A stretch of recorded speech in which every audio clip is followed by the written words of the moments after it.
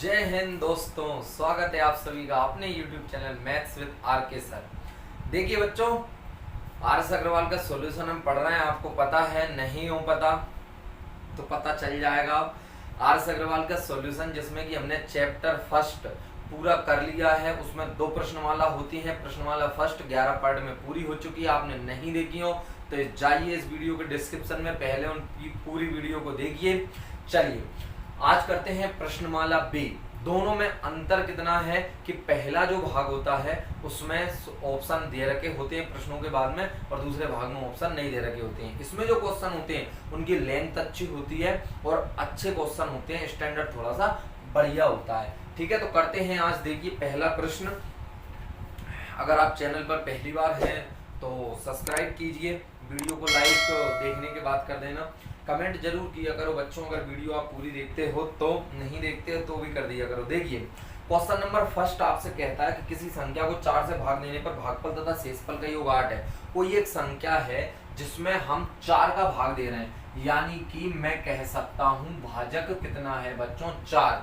भाग 4 से देने पर भागफल और शेषफल का योग 8 है। मैंने मान लिया भागफल आपका x है और शेषफल आपका y है। इनका योग कितना दे रखा है, 8, और इनके वर्गों का योग 34 है। मतलब एक्स स्क्वायर और वाई स्क्वायर, एक्स भागफल है, वाई शेषफल है। इनके वर्गों का योग आपको दे रखा है 34।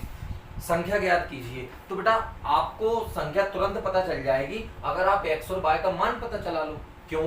क्योंकि संख्या मतलब भाज्य, तो भाज्य बराबर एक नियम होता है, आप सबको अच्छे से पता होगा। भाज्य बराबर क्या होता है बच्चों, भाजक गुणा भागफल और प्लस के होते हैं शेषफल। तो भाजक हमारे पास है 4 दे रखा है प्रश्न में, और भागफल कितना है x और शेषफल कितना है y। बस सिंपल है, आपको x और y का मान ज्ञात करना है। देखिए बच्चों, अब इससे अगर आप x और y का मान ज्ञात करने जाओगे समीकरणों को हल करके तो लंबी प्रोसेस होगी। हालांकि मैं वो भी कराऊंगा, लेकिन पहले आपको परीक्षा में कैसे करना होता है, क्वेश्चन को देख के और कैसे सोचना है वो देखना है। देखिए 2 संख्याओं का योग 8 होना चाहिए, और एक बात ध्यान से सुनना कि x क्या है, भागफल, यानी x का मान ऐसी कोई संख्या होनी चाहिए 4 से ज्यादा हो, क्योंकि हम भाग किसका दे रहे हैं बच्चों, 4 का, और 4 का भाग दे रहे हैं फिर भी 3 शेष बच रहा है। 4 का भाग दे रहे हैं 3 शेष बच रहा है, इसका मतलब ऐसी कोई संख्या है जो 4 से बड़ी है यहाँ पे। तो बेटा और उसमें संख्या का योग, 2 संख्याओं का योग कितना दे रखा है, 8, x और y का। तो यहाँ पे आप सिंपल है, x का मान 5 और y का मान कितना 3 ले सकते हो। क्यों? क्योंकि दिख रहा है ना, अगर वर्गों का योग करेंगे तो कितना आना चाहिए आपका, 34 आना चाहिए। तो आप करके देख सकते हो, x का वर्ग कितना हो गया 25, y का वर्ग कितना हो गया 9, और 9 और 25 पर ऐड करोगे तो कितना आएगा 34। तो ये सिंपल वे पे दिख जाएगा, ऐसा नहीं है, आप आराम से देख सकते हो। ठीक है, चलिए तो इस क्वेश्चन का आंसर निकालते हैं। तो 4 गुणा 5 प्लस आपका 3 आ जाएगा, 20 प्लस 3 आंसर आ गया 23। ठीक है, अब मैं आपको लंबी प्रोसेस बता देता हूं कि आप कैसे करते हो, क्योंकि कई बार आपको इस प्रकार से मिलेगा। देखिए अब मैं आपको यहाँ पे सिर्फ यही नहीं सिखा रहा हूँ कि इस प्रश्न का आंसर तो मैंने बता दिया, मैं एक और तरीके से निकलवा रहा हूँ। लेकिन बच्चों यही तो आपको मेरी वीडियो देखने में स्पेशल क्वालिटी मिलेगी कि मैं आपको एक्स्ट्रा वो चीजें बताऊंगा जो कहीं पे भी जरूरत पड़ेंगी। आप एक प्रश्न को देखिए, मैं आपको उसमें बहुत सारी चीजें सिखाऊंगा। अगर उसमें अंदर कुछ भी आएगा तो देखिए, तो आपको कभी भी क्या दे रखा, 2 संख्याओं का योग और उनके वर्गों का योग, तो आप कैसे दोनों संख्याओं को निकाल पाओगे अगर यहाँ पे आपको डायरेक्ट कैलकुलेशन करना नहीं आ रहा है। तो देखिए मेरे पास x प्लस y का मान है, यदि x माइनस y का मान हो तो मैं आराम से निकाल सकता हूँ। तो x माइनस y का मान निकालने के लिए मैंने इसको समीकरण 1 माना, इसको समीकरण 2 माना। देखिए मैंने किया x प्लस y का होल स्क्वायर खोला, कितना आएगा x square plus y square plus 2xy। ठीक है, x प्लस y का मेरे पास मान है 8 का वर्ग हो जाएगा x स्क्वायर और y स्क्वायर का मान कितना है आपका 34, 2xy। ठीक है, कितना आया यहाँ पे 64 और 34, प्लस कितने आ गए बच्चे आपके 2xy। यहाँ पे देखिए 60 में से 34 घटेंगे बच्चों, सिंपल है, कितना 30 बचेगा, और ये 2xy। तो 2xy का यहाँ पे xy का मान निकाला मैंने। आप बोलोगे xy का मान क्यों निकाल रहे हो, इसलिए निकाल रहे हो क्योंकि अब देखिए एक और सर्वसमीका होती है। अगर आप वीडियो को लगातार देखते आ रहे हो हर पार्ट को मेरे को, तो इस चीज में प्रॉब्लम नहीं आएगी। कैसे? देखिए x माइनस वाई का होल स्क्वायर। मैंने कहा आपसे कि x प्लस वाई का मान है, x माइनस वाई का मान अगर पता चल जाएगा तो आराम से x और y की वैल्यू आ जाएंगी। तो मैं इसको ऐसे लिख सकता हूँ x प्लस वाई का होल स्क्वायर और माइनस के 4xy। कैसे? आप इसको खोल के देख सकते हो, ये सर्वसमीका होती है। अब देखना यहाँ पे बच्चों x प्लस वाई का मान मुझे पता है 8 और 8 का वर्ग माइनस 4, एक्स वाई का मान कितना है बच्चों आपका 15, गुणा कर दीजिए, ये आ गए 60 माइनस ये आ गए 15, सॉरी 8 अटैन जी 64 और 15 चौके 60, 60 में 64 में से 60 जाएंगे कितना बचेगा 4। तो x माइनस वाई के वर्ग की वैल्यू कितनी आई 4, तो x माइनस वाई की वैल्यू कितनी आएगी 2। अब आप माइनस के मत करना, ठीक है ना, क्योंकि यहाँ पे भाज्य भाजक ये माइनस के नहीं आएंगे, नहीं आप बोलोगे वर्ग हटाते हैं तो प्लस माइनस के 2 आएंगे, ऐसा कुछ नहीं। चलिए तो x माइनस वाई की वैल्यू आ गई, x प्लस वाई की वैल्यू हमारे पास कितनी थी 8। देखिए इन दोनों को ऐड कर देते हैं, y से y कट गया तो 2x इक्वल टू कितने आए 10 और x इक्वल टू कितना आया आपका 5। 5 का मान आप यहाँ पे रखोगे किसी भी इक्वेशन में तो y का मान निकल के आ जाएगा कितना आपका 3। अब आप मुझे बताइए कि इतनी बड़ी प्रोसेस थोड़ी ना हम परीक्षा में करने जाएंगे, इसलिए मैंने परीक्षा में करने के लिए आपको ये बता दिया।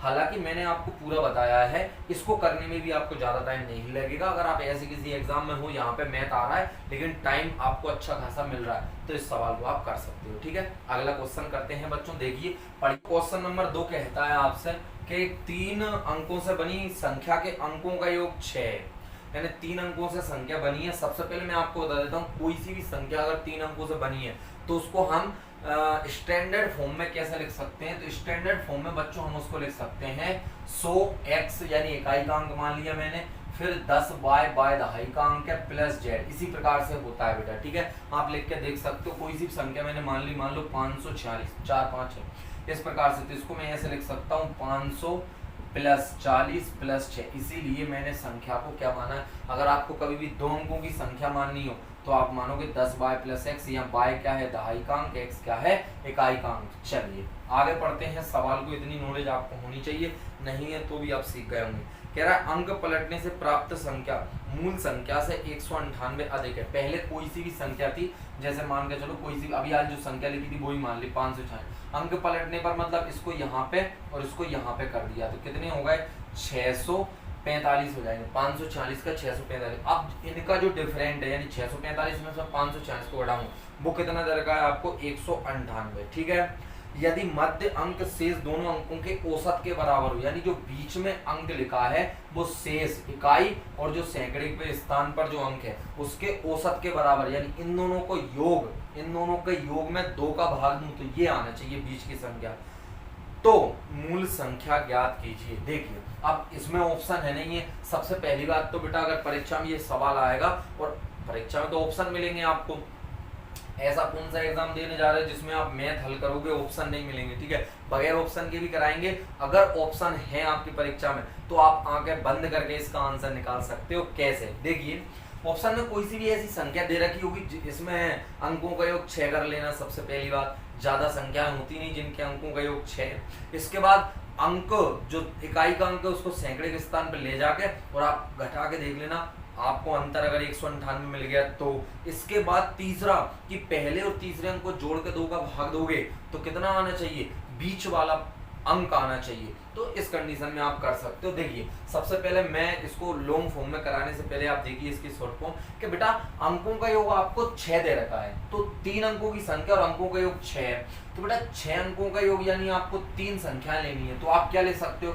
सबसे पहले मैंने अगर यहाँ पे 1 लिया तो यहाँ पे मैंने 5 ले लिया तो यहाँ पे 0 आएगी, यानी संख्या आपकी 150 हो सकती है या 105 हो सकती है या फिर बस यही हो सकती है। ठीक है, चलो इसके बाद करके देखते हैं। मान के चलो मैंने 2 ले लिया तो यहाँ पे मुझे 4 लेना पड़ेगा, फिर यहाँ 0 लेना पड़ेगा। यहाँ पे मैंने 3 ले लिया, यहाँ पे 3 तो यहाँ पे 0 लेना पड़ेगा। इसके बाद अगर मैं ऐसे करके लूँ, यहाँ पे 1 ले लिया, यहाँ पे 2 ले लिया, यहाँ पे 3 ले लिया, ऐसे करके संख्याएं बना बना के आपको देखना है।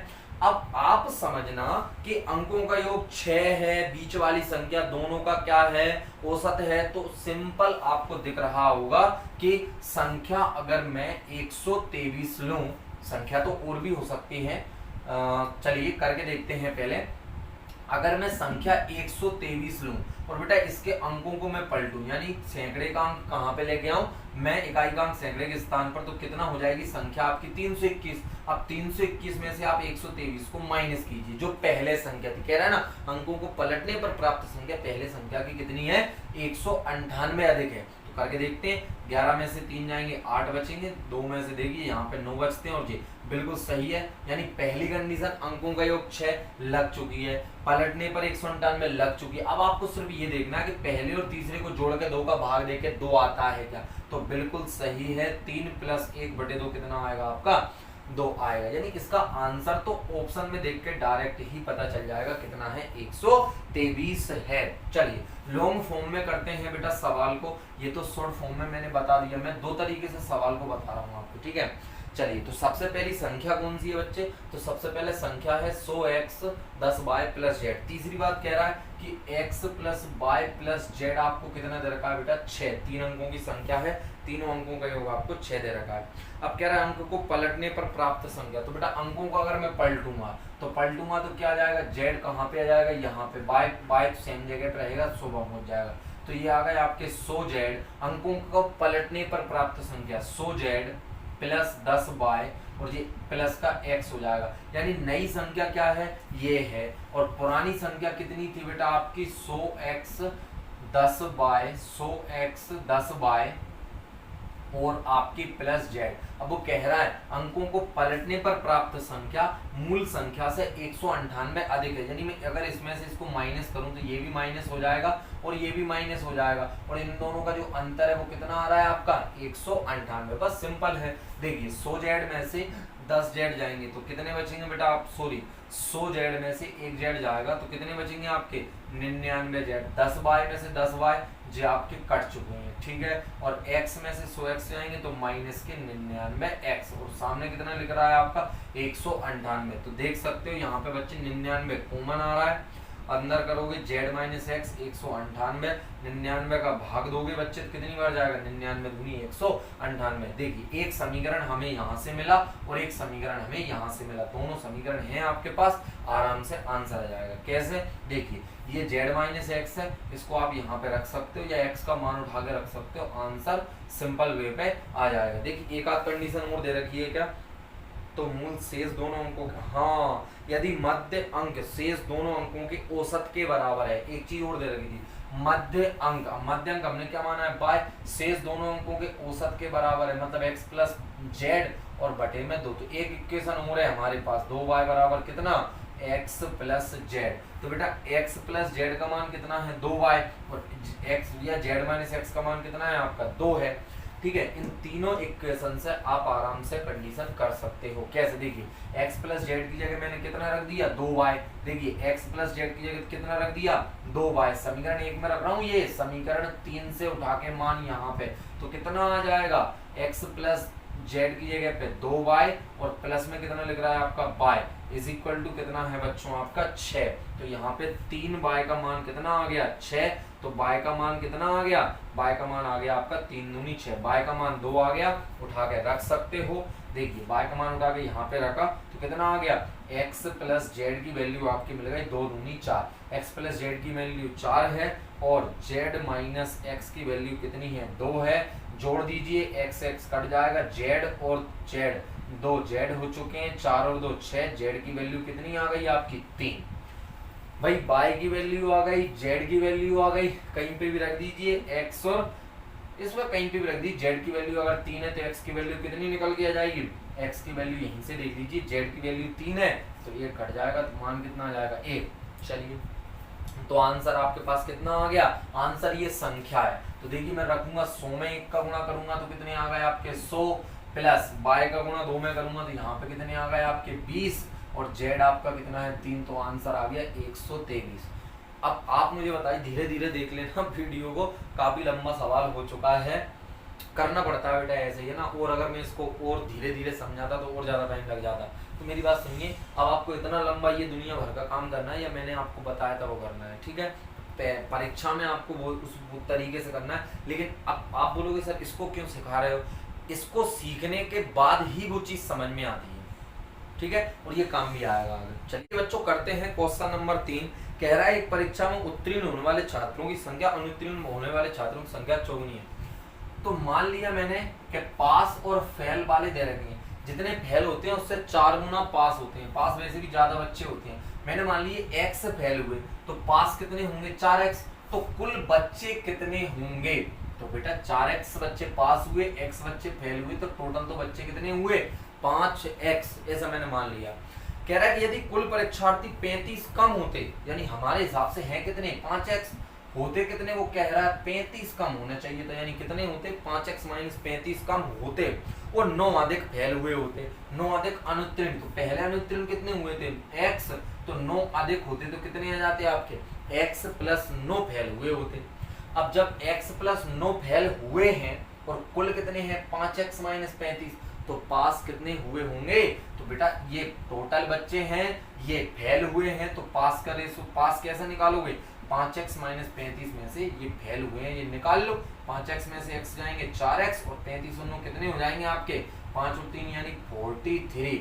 ये बच्चे कितने क्या हुए हैं, ये बच्चे पास हुए हैं। तो पास वाले कितने हैं 4x - 43। अब तुम कह रहे भाई क्यों निकाला, अरे बच्चों पास और फेल जो दूसरी कंडीशन है उसमें पास और फेल का रेशो जो दे रखा है उसी से तो आंसर आएगा, इसका अपन इसका रेशो कितना दे रखा है 2:1, देख सकते हो आप। बस x का मान निकालना सिंपल है, गुणा कर दीजिए 4x - 43 = 2x + 9 दूनी 18, इधर आ जाएंगे 2x बचेंगे, 43 और 18 उधर चले जाएंगे, तो 8 और 3 कितने होते हैं आपके, देखना सही किया है कि मैंने कुछ गड़बड़ कर दी कि 35 5 और 4, बेटा सॉरी थोड़ा सा है यहाँ 44 आएगा, है ना, थोड़ा सा गलती कर दिया था, यहाँ कितना आएगा 44 आएगा। चलिए कोई नहीं, बाय मिस्टेक हो जाती है ये चीजें। तो 44 मुझे कैसे पता चल गया कि भाई गलत कर दिया, क्योंकि ये जो संख्या यहाँ पे आएगी वो 2 से कटनी चाहिए, बशर्ते नहीं कर रही इसलिए। तो 44 8 और 4 12 की 2, 4 और 5 और 6 आ गए, तो x की वैल्यू आपकी कितनी आ गई 31, x की वैल्यू 31 है, और वो पूछ रहा है कि कुल विद्यार्थी कितने, कुल कितने माने थे हमने 5x, तो 5 × 31, 5 × 5 5 × 15 155। देखिए क्वेश्चन नंबर 4 पढ़िए भाई, आपकी मोबाइल की स्क्रीन पर लिख रहा है हाँ कि कुछ लड़कों को कतारों में इस प्रकार बिठाया जाता है, मतलब ऐसे लाइन से बिठाया जाता है कि तो बैठ जाओ, है ना, तुम भी बैठ जाओ लाइन से। कह रहा है प्रत्येक कतार में 8 लड़के हों तो 6 लड़के शेष, यानी 8 8 बिठाएंगे तो 6 शेष बचेंगे, भाई 8 बिठाएंगे तो 6 शेष बचेंगे। कह रहा है प्रत्येक कतार में 10 लड़के हों, वैसे ये जो क्वेश्चन है वो इस चैप्टर का नहीं है, ये एलसीएम एचसीएफ वाले मेथड का क्वेश्चन है, बात करते हैं उसी से। 10 लड़के हों तो 8 शेष बच जाते हैं, और अगर कह रहा है कि 12 लड़के बिठाएंगे तो आपके 10 शेष रह जाएंगे, और 14 बिठाएंगे तो फिर पूरे लड़के बैठ जाएंगे। तो भाई कितने लड़के हैं, लड़कों की निम्नतम संख्या क्या है। सबसे पहली बात मैं आपको बता देता हूँ कि इस क्वेश्चन में अगर ये पूछे लड़कों की संख्या कितनी है तो इसका आंसर बहुत सारे हैं, क्योंकि ऐसी बहुत सी संख्याएं हैं कि 8 का भाग देंगे 6 शेष बचेगा, 10 का भाग देंगे 8 शेष बचेगा, 12 का भाग देंगे 10, और 14 से पूरी विभाजित तो हो जाएगी। ऐसी बहुत सी संख्याएं, लेकिन उसने पूछा निम्नतम संख्या कौन सी है। तो देखिए कभी भी आपको ऐसा हो कि 8 से 6 से, मतलब ये क्वेश्चन ये है, देखो मैं एक तरीका और बताता हूँ, ये क्वेश्चन ऐसा था, एक संख्या में 8 10 12 से भाग देने पर क्रम से 6 8 10 शेष बचता है, और वो संख्या 14 से पूर्णतः विभक्त हो जाती है, अर्थात संख्या बताइए छोटी से छोटी। तो ये यही प्रश्न है, सिंपल, तो आप कर सकते हो। कैसे, अब देखना मैंने क्यों बोला, क्योंकि यहाँ पे डिफरेंट कितने का है बच्चों 2 का, यहाँ भी कितने का डिफरेंट है 2 का, यहाँ भी कितने का है 2 का। अगर यहाँ 2 2 का डिफरेंट होता तो आपको कुछ नहीं करना, जो संख्या दे रखी होती है उसका आपको एलसीएम लेना है, लोवेस्ट कॉमन मल्टीप्लिकेशन क्या करना है 8 10 12 का एलसीएम लेना है, और 8 10 12 का एलसीएम लेना कोई बड़ी बात नहीं है, ऐसे ही ले सकते हैं। 120 आएगा, कितना आएगा 120। मुझे कैसे पता चल गया, कर लेना आदत हो जाती है करने में, ठीक है, जिसको नहीं आता लो यार कर लो, कैसी बात करते हैं, इस प्रकार से कर लो, है ना, 2 2 ऐसे लंबा टाइम लग जाएगा। चलिए एलसीएम लेना आपको आता होगा नहीं आता कमेंट करके बता देना, मैं बता दूंगा। 120 आ गया। अब बच्चे वो 120 तो हो नहीं सकती संख्या, क्योंकि कैसा है, क्योंकि 6 8 और 10 यानी हर बार कितना 2 2 का अंतर आ रहा है, यानी वो संख्या जो होगी 14 से पूर्णतः विभाजित होती है, और यानी इसमें से 2 माइनस करके आप लिख सकते हो। वो जो संख्या है ना वो कितनी है पता है, 120 का कोई मल्टीपल होगी, लेकिन उसमें से 2 माइनस करके। अब आप समझना कैसे, कि मैं अगर k का मान यहाँ पे 1 लूँ तो 120 माइनस यानी कितनी संख्या आएगी, k बराबर 1 लेने पर संख्या आएगी 118। तो बेटा 118 में 14 का भाग देके देखो, अगर पूरा चला जाता है तो यही वो संख्या है। कैसे?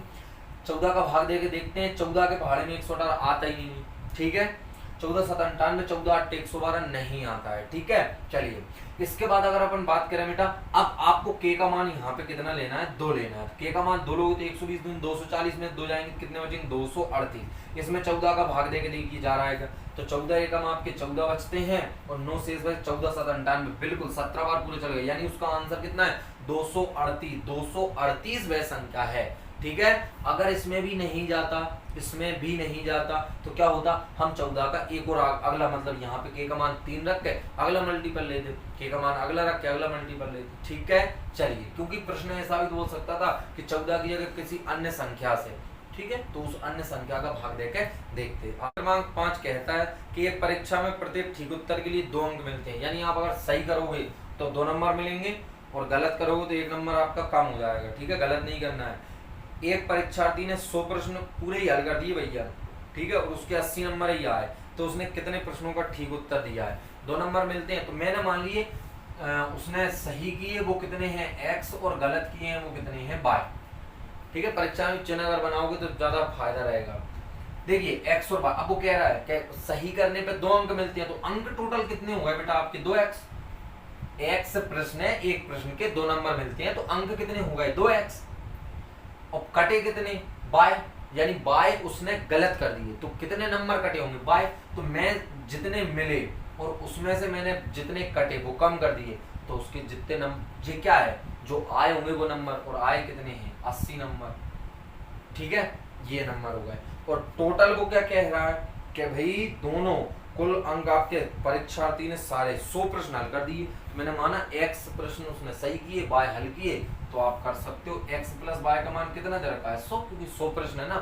चलिए 2 इक्वेशन बन गए, y से y कट गया, जो हो गया आपके 3x और ये 180, तो x बराबर आपका आ गया 60। तो वो कह रहा है कितने प्रश्नों से सही किए, तो भैया उसने 60 प्रश्न सही किए। चलिए कहते हैं क्वेश्चन नंबर 6।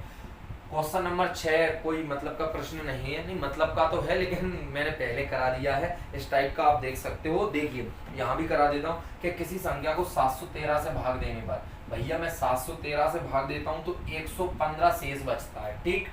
इसी संख्या को अगर 31 से भाग दें शेषफल कितना होगा मैंने बता रखा है। ऐसी कंडीशन में आपको जो शेष होता है उसी में भाग दे के देखना है, जो शेष बचेगा वही आपका आंसर होगा। चलिए तो 115 में डायरेक्ट 31 का भाग दे दीजिए, 4 बार तो जाएगा नहीं, 3 ही बार जाएगा, 3 तिया 3 एकम 3 और 3 तिया 9 13 में 2 बचे और 2 बचे, आंसर कितना है 22।